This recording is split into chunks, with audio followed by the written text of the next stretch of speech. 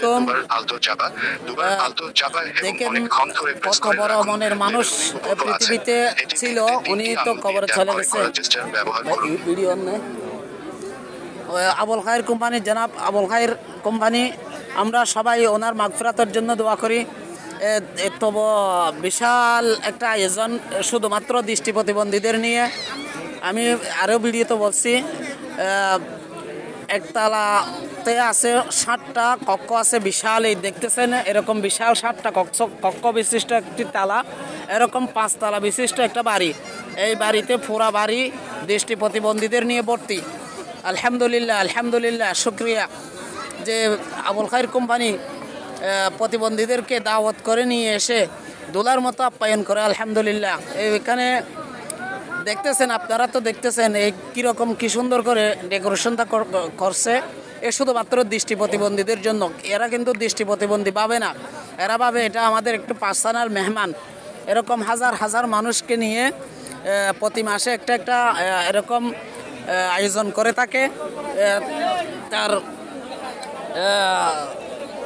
ইয়াতে আজকেও এই মিলন মেলাটা অনেক দূর থেকে প্রতিবন্ধীরা এখানে ছুটে আসে, কারণ একজন আরেকজনের সাথে কথা বলতে পারে, একজন আরেকজনের সাথে কুশল বিনিময় করতে পারে। এখানে মূলত আসে এখানে কিছু পাওয়ার জন্য না। এটা আবুল খায়ের কোম্পানির মানুষ যারা সদস্য আছে, এদের যারা স্টাফ আছে, এরাও অনেক আন্তরিক। প্রতিবন্ধীদের ব্যাপারে ওনারা অনেক সদয়, অনেক ভালো মানের মানুষ। আলহামদুলিল্লাহ। আপনারা দেখতেছেন অনেক দূর থেকে আসছে। আমি শুধুমাত্র একটা কক্ষে দেখাতে পারছি, আপনাদের বাকিগুলো দেখাতে পারতেছি না। সবাই দোয়া করবেন আবুল খায়ের কোম্পানির জন্য। আমি আমার সাথে আমাদের এখানে আসছে একজন ভাই, ওনার জন্য একটু কথা বলবে। ওনার সাথে কথা বলো। আসসালামু আলাইকুম ওয়া রাহমাতুল্লাহ। আমি আছি উকিয়া ইউনিয়ন থেকে, কক্সবাজার। আপনার নামটা কি? আমার নাম মোহাম্মদ মুসলিম উদ্দিন। আপনি কোথায় থেকে আসছেন?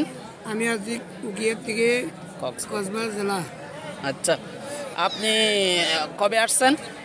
আমি আজকে 12:30 ট্রেনে উঠছি।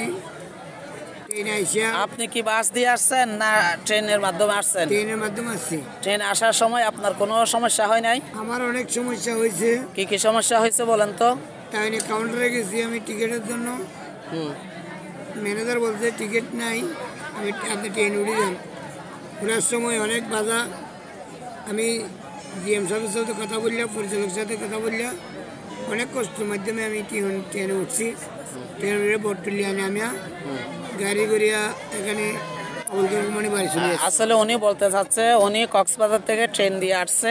ট্রেন দিয়ে আসার সময় ট্রেনে উঠতে অনেক বাধা বিপত্তি ওনার অতিক্রম করতে হয়েছে। কক্সবাজারে ট্রেন হয়েছে মানুষের অনেক জায়গা জমি ঘর ভাড়ি দিয়া এই রেল লাইনটা তৈরি করা হয়েছে। যদিও বা সরকার টাকা দেয়, টাকা দেওয়ার পরেও তো মানুষের জায়গা জমি চলে গেছে। টাকা পাইলে তো টাকা বেশি দিন থাকে না, মানুষে একটু সুবিধা ভোগ করার জন্য। কিন্তু এই যে একজন প্রতিবন্ধী হয়ে এই ট্রেনের সুবিধাটা ভোগ করতে পারতেছে না। অনেক কষ্টের কাগতি মিনতির মাধ্যমে উনি আমাকে জানিয়েছেন উনি আসছে, অনেক বকাশকা করছে ওনাকে। ট্রেনের মধ্যে অনেকজনের সাথে মুখ করতে হয়েছে। এখানে বলছে ট্রেনের মধ্যে কোনো মানে টিকিট ছাড়া লোক ওঠা যাবে না, তো টিকিট তো পাইতে হবে। টিকিট না পাইলে কি করা যায়? আপনারা একটু দেখবেন প্রতিবন্ধীরা যাতে নির্বিঘ্নে ট্রেন দিয়ে চলাচল করতে পারে। আপনারা যারা ট্রেন কর্তৃপক্ষ আছেন, আপনারা একটু বিষয়টা চিন্তা করবেন, কারণ যাদের চোখ নাই, তাদের হাত পাও কিচ্ছু নাই, এদেরকে যদি একটু সহযোগিতা না করা হয় তাহলে এরা বাঁচবে কেমনে?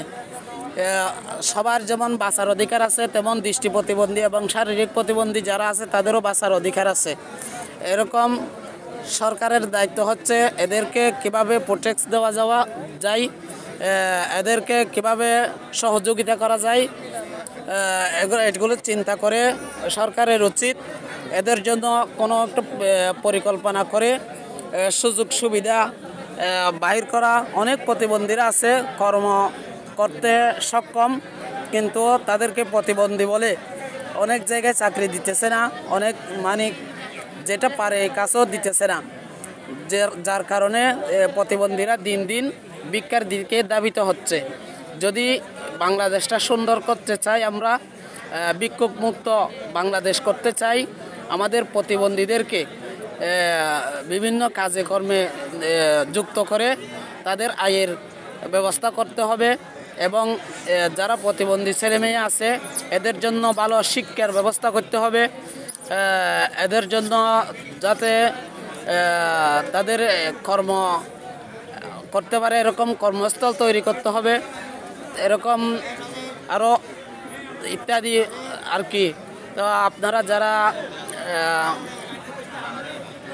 সরকারে আছেন আপনারা একটু প্রতিবন্ধীদেরকে নিয়ে চিন্তাভাবনা করবেন, আপনারা প্রতিবন্ধীদেরকে নিয়ে একটু চিন্তাভাবনা করবেন, প্রতিবন্ধীদেরকে কিভাবে উন্নয়ন করা যায়, প্রতিবন্ধীদেরকে কিভাবে সমাজের মূলস্রোত দ্বারা ফিরিয়ে আনা যায়, প্রতিবন্ধীদেরকে কিভাবে কাজে লাগা যায়। প্রতিবন্ধীদের অনেক মেধা অনেক প্রতিভাদের ভিতরে লুকিয়ে রয়েছে, একটু যদি সহযোগিতা পাই ওদের প্রতিভাটা প্রকাশ করতে পারবে, কিন্তু সুযোগটা দিতে হবে, সুযোগটা হচ্ছে না, এই ফিলটা হচ্ছে না।